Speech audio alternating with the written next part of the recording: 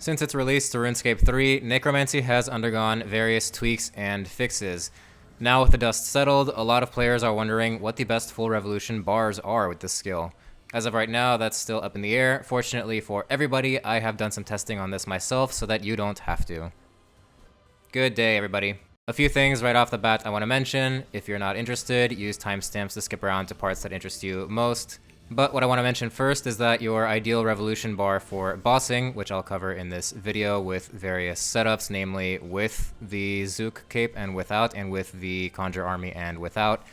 The ideal bars are going to vary a lot depending on the rest of your setup and which boss you're fighting. So I did some relatively quick and dirty testing here to find the most universally appropriate bars that you can then adjust a little bit depending on what you're fighting.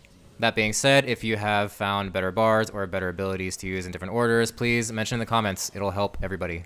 The only things I will say as far as my gear and setup is that it's very basic. The core part of it is tier 90 tank, armor, and weapons. I didn't want to make anything too complicated and add in too much extra DPS from other sources to keep it simple. I will have in the description more details on my setup if you're interested.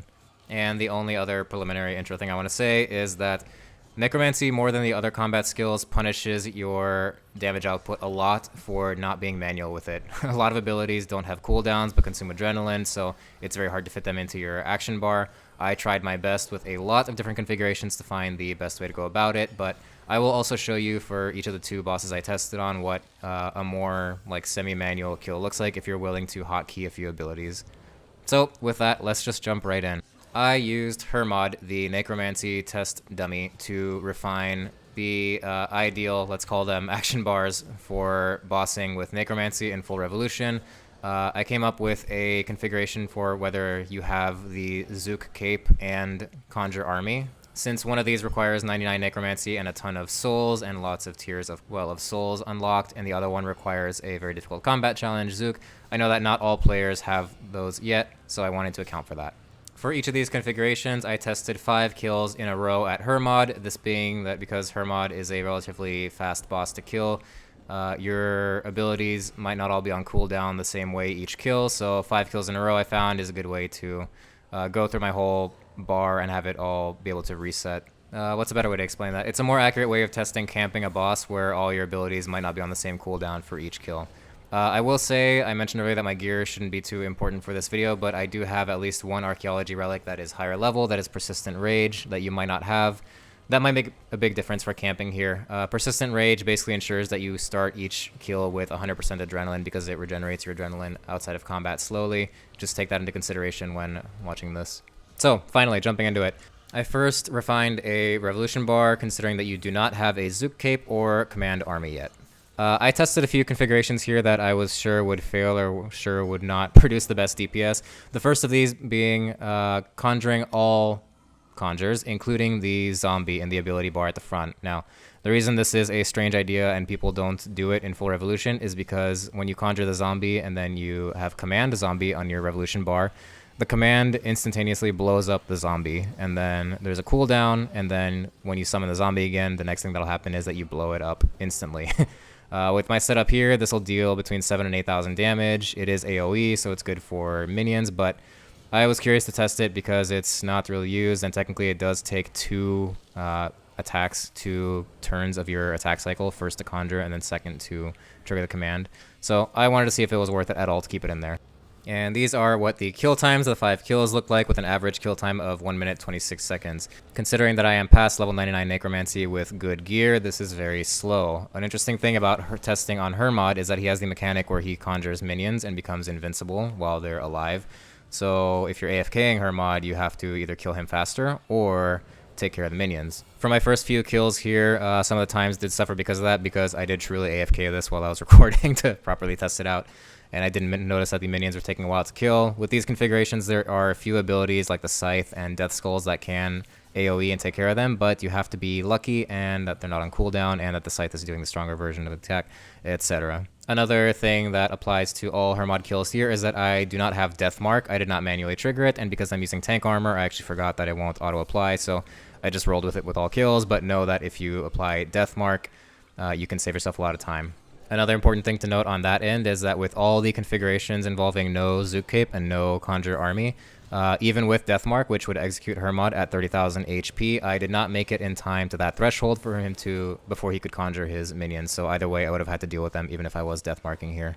Now, how does this zombie bar stack up to other bars? Let's find out. The next configuration I tried is exactly the same thing without the zombie. This is loosely based off of what I saw on the wiki in the PvME-based Revolution bar suggestions for Necromancy bossing. Idea being that the only adrenaline-consuming abilities on your bar are Death Skulls and the Scythe in various tiers. The Scythe is actually nice if you're going to AFK because the various tiers consume a tiny bit of adrenaline at a time. The Scythe has also been fixed and tweaked since release to be much easier to use, and between tiers, the cooldown has been extended, so that means it's much easier to trigger all 3 tiers of the Scythe if you have them unlocked. I do highly recommend that for AoE in general, but yeah. The average kill time of this setup here is a bit better at 1:19 seconds. So as expected, keep the zombie off your full Revo bar unless you're using Conjure Army, and then just don't command zombie. My next tested configurations are almost identical, but I wanted to weave in the very tricky abilities to put in a full Revo bar: Finger of Death and Bloat. These are extremely powerful, but they eat up adrenaline like crazy if you put them in your Revo bar not carefully. So my next bar was identical to the previous one, but I just put Finger of Death after the Scythe. This ensures that if you have a bit of adrenaline, the Scythe will go off first, and if you have enough Necrosis stacks and the Scythe has already gone off, then you'll fire off a Finger of Death. So the Finger won't fire off very often, but when it does, it's a nice like 8,000 to 10,000 hit with this level of gear. And it appears that on average, nothing really changed. The average kill time across the 5 kills was still 1:19 seconds. I will say that at Hermod specifically, the Scythe is nicer to have on there in case you are not paying attention and he spawns his minions. The Scythe is very likely to take them out very quickly without you having to distract yourself. My next experiment was removing the Scythe and just leaving the Finger of Death at the end of the bar, and this resulted in a bit slower kills, 1:21 seconds on average. I think if we could skip the minion mechanic, it could be identical kill times to the previous testing, but I think in this case it is the minions that threw it off because I actually had to be active and click each one here because my AoE abilities were limited.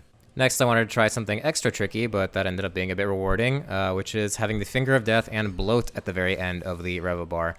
This resulted in significantly faster average kill times than the other configurations at 1:12 seconds. Again, I was a bit more manual here when the minions came out. You can't really fully AFK because Hermod stays invincible. But one nice bonus to Bloat is that if you happen to use it on a minion, when the minion dies, it applies to Hermod or the other minion if they're standing next to each other. Before this, I was unable to find any good way to put Bloat and Finger of Death in the bar without my adrenaline being 0 all the time. This seems to work pretty well if you're going to go full AFK with it. And it works out much better than the last configuration I tried, which was the Scythe plus Bloat at the end of the bar. This resulted in an average kill time of 1:18 seconds. Again, the Scythe is nice for taking out the minions, but not as nice as Finger of Death plus Bloat was. So that's all the non-Zuk, non-Conjure Army configurations tested. A big takeaway here is that after you use Death Skulls at the start of the fight, if it's a long fight and if you have any other adrenaline consuming ability on your bar in full Revo, you will never see Death Skulls again. Unless you have the Zuk Cape, because you will never be at 100% adrenaline again if there is either a Scythe or Finger or Bloat or any of the above on your bar. So the balance here becomes it's worth it to fire off 1 Death Skulls at the beginning of the fight, but after that your adrenaline-based damage will come from Finger of Death and Bloat, because I think it is best to just spam those as soon as you have adrenaline for them, rather than wait a full minute again for Death Skulls. Okay, let's move on to our full Revo bar if you do have the Zuk Cape and Conjure Army. So really quickly, if you don't know, Conjure Army allows you to conjure all 3 of your summons at once, the ghost, the skeleton, and the zombie. This saves you a few ticks in your attack cycle by not having to conjure each of them at once. You only have to conjure them and then command the ghost and the skeleton as needed. The Igneous Calmore, aka Zuk Cape, makes Death Skulls much more potent. It reduces the adrenaline cost to 60%, down from 100%, making it very viable to use in full Revolution, and increases the number of bounces from 4 to 6, which is a lot of extra damage. Here is the base bar, to which we add a new ability, Living Death. Living Death is really only useful in full Revolution if you have the Zuk Cape. This is because Living Death has a cooldown of 1:30 seconds, which is a lot, but it lasts 30 seconds once you trigger it. You turn into a skeleton. and it changes the cooldown of Death Skulls from 60 seconds to 12 seconds. It also instantly resets the cooldown upon activation. So the strategy is to use your Death Skulls, build your adrenaline back to 100%, use Living Death. You'll be able to use Death Skulls again as soon as you have 60% adrenaline. And while Living Death is up, you should be able to fire off Death Skulls 2 or 3 more times. 3 times takes some manual input and tick perfect timing and probably an adrenaline potion. But even with full Revo here, I was able to fire off Death Skulls 2 times under Living Death, and that means that even after Living Death is over, you can fire it off 1 more time. This means that in one Hermod kill, you can get up to 4 Death Skulls, which is massive, and you might not even need all of them because you might kill him sooner. The nice part about AFKing Hermod specifically with this means that the minions, if he gets to summon them, are trivial because you will probably have skulls bouncing around that will kill them in 1 hit. Now, this was my base configuration for the Zuk Cape and Command Army. Here are all 3 configurations I tested and their results. The other 2 with slower kill times are where I wanted to try having a Finger of Death at the end and a Scythe at the end. The whole idea with the Death Skulls Living Death rotation is that you do not want to distract adrenaline from rebuilding so that you can fire off Living Death, and once you have Living Death, you do not want to distract your adrenaline gain to fire off Death Skulls as often as possible. I just wanted to see if I could sneak in Finger of Death or Scythe in there and not affect that rotation, but it doesn't look like it. The kill times suffered and actually were not great compared to even the non-Zuk and non-Conjure Army setup. So the takeaway here is that the Zuk Cape is much more impactful than the Conjure Army, but that you only leave Death Skulls and Living Death as your adrenaline-consuming abilities for any boss fight if you're going to full Revo it. Alright, so that's one Igneous and one non-Igneous Cape bar refined. I took these setups next to Kerapac to test them out very briefly, just 1 kill each, but before we do that, I want to show you one Hermod kill with the Igneous setup here. The same bar, but just a little bit of manual input where I just fired off a Finger of Death as it was opportune, and where I pre-conjured my army and I pre-commanded the Ghost and Skeleton before Hermod spawned, and I also death marked right before my first attack. That might be a lot of hotkeys for your liking if you're only used to full Revo, but I wanted to show the difference makes if you are willing to hotkey a few things. My kill time here was about 40 seconds or maybe underneath. This was very amateur for my level and gear. It can be much faster even. So, off to Kerapac. Let's try out each of these bars. I mentioned before that a single Revolution bar shines differently at different bosses depending on their mechanics. Kerapac is a good example of this. I went in first with my full Revo Zuk setup and noticed a lot of damage loss at inopportune firing off of my most powerful mechanics, aka Death Skulls and Living Death, because Kerapac actually spends a lot of time in this fight being invulnerable when you phase him. And it is very easy to fire off your Death Skulls when he is phasing and when vulnerable and miss out on tens of thousands of damage. Regardless, it was a pretty easy kill to get through, and I managed it with about 3 minutes and 7 seconds on the clock. Not bad, even compared to full Revo for other combat styles.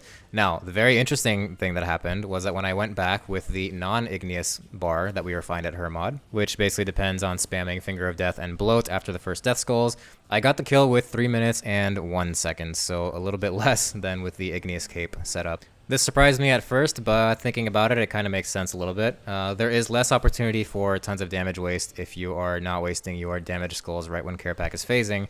Finger of Death and Bloat fire off much more often than Death Skulls overall in this bar. So if you're relying on full Revolution to fire it off kind of randomly anyways, there are less opportunities for damage to be wasted, basically, is my conclusion. Now, just like with Hermod, I ran back into Kerapac with my Igneous setup and went a little bit more manual. This time I took off Death Skulls, Living Death, and Volley of Souls off of my Revo bar, and I hotkeyed all of those. And I messed up a few things a few times here, but I made sure to use each ability only as is opportunely. I did not use Death Skulls if Kerapac was close to phasing.